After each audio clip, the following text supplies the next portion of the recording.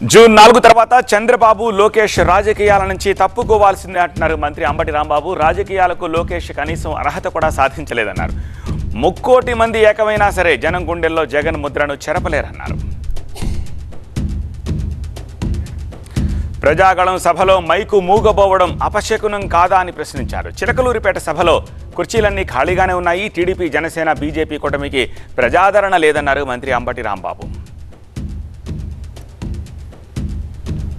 రెడ్డి కుమారుడు జగన్మోహన్ రెడ్డి ప్రజల గుండెల్లో బొమ్మ ఉన్నాడే, ఆ పిచ్చోడ గుర్తుపెట్టుకో.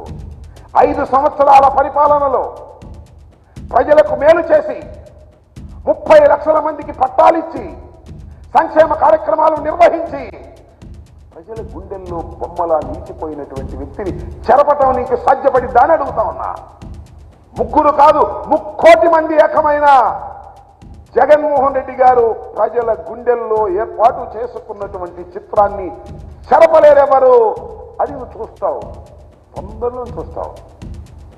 జూన్ 4 కదా, జూన్ 4వ తారీఖు చూస్తావు. ఒక్కసారి ఓపెన్ చేసిన తర్వాత ప్రజలు నొక్కిన ఫ్యాన్ బటన్స్ చూసిన తర్వాత అప్పుడు గుండె ఆగుతుంది. నీకు గుర్తుపెట్టుకోమని మనం చేస్తున్నా. After this election you will exit from the politics. మీ అబ్బాయి కూడా ఎగ్జిట్. మీ అబ్బాయికి అసలు క్వాలిఫికేషనే లేదు.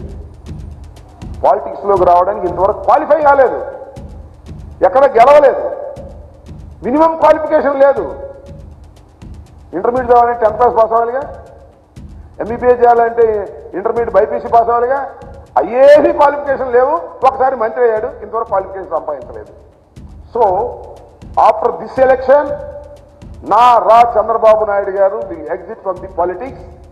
వారితో పాటు వారి కుమారుడు కూడా శ్రీమద్ రమారమణ గోవిందే అని ఈ సందర్భంగా చెప్పదు.